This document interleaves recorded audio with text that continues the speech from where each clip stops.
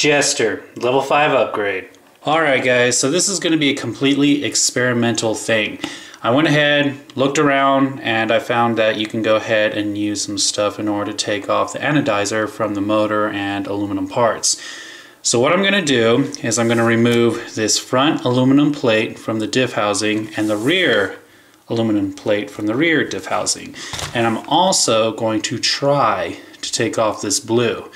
So in order to reach this front plate, I need to take off the front body mount, which is held in with 3 screws, and I need to take off the front skid plate. For the rear, I need to take off, obviously, the rear body mount, which is also held in with 3 screws, and I need to take off the rear skid plate. Also, in order to take off the rear body mount, I do need to take these 2 screws out that hold on the tie rods.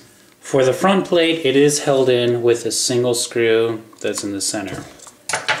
Now that that's gone, I can go ahead and pull off the plate. There is the front. The rear isn't held in with any screw, so I can just pull that right off. And now, let's go ahead and test the greased lightning effect. And check it out. This is a plate that's for the rear, and it turned out perfect. Looks like the greased lightning does do its job. Now I did have to polish it and then wash it, but yeah, as you can see, it came out perfect. So now it's just time to do the other plate as well as the motor.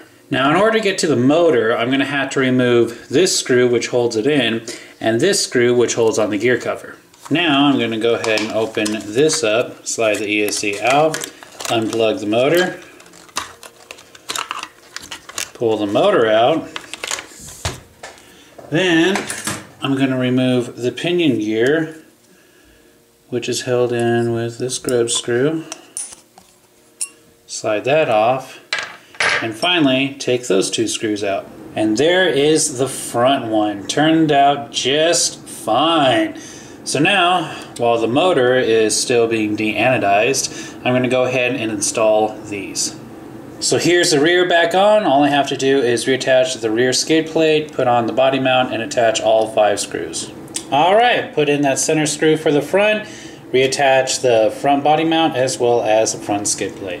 Everything's been reinstalled except for the motor. The only sad thing is you can't really see the plates, but that's okay. You will be able to see the motor. And guys, check this out. There is the motor, and doesn't it look just simply awesome? I love it, guys. Now there is blue on the end, but I really don't care because you know what, that's going to be covered up with the motor mount. But still, the can turned out way better than I ever thought it would. So now I'm going to go ahead and reinstall the motor mount and the pinion gear. Awesome, guys, simply awesome, and it matches up with the STRC motor mount perfectly. So now I'm just going to go ahead and slide it back onto that peg, reinstall it onto the motor mount plate. I have to do the proper adjusting between the pinion and spur, which I'm just going to use a piece of paper, and then just tighten this screw down all the way, reattach the gear cover, and I am done. And there it is. No more huge blue eyesore.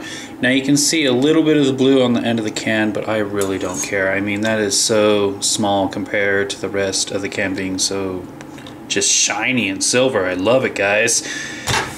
But even though this was experimental, it ended up turning out perfectly fine. If you guys want to know how I did this, I used greased lightning, which is a method that Squirrel talks about. I'll leave a link to his video in the video description. Otherwise, I am not going to tell you how exactly I did the can. You know what, that's going to be one of my little secrets because that just turned out awesome. That is simply awesome. And yes, the can does still work. And I'll prove it to you. And I went ahead and reattached the gear cover. I have a battery plugged in, and check it out. Works perfectly fine. And that was Jester's level 5 upgrade.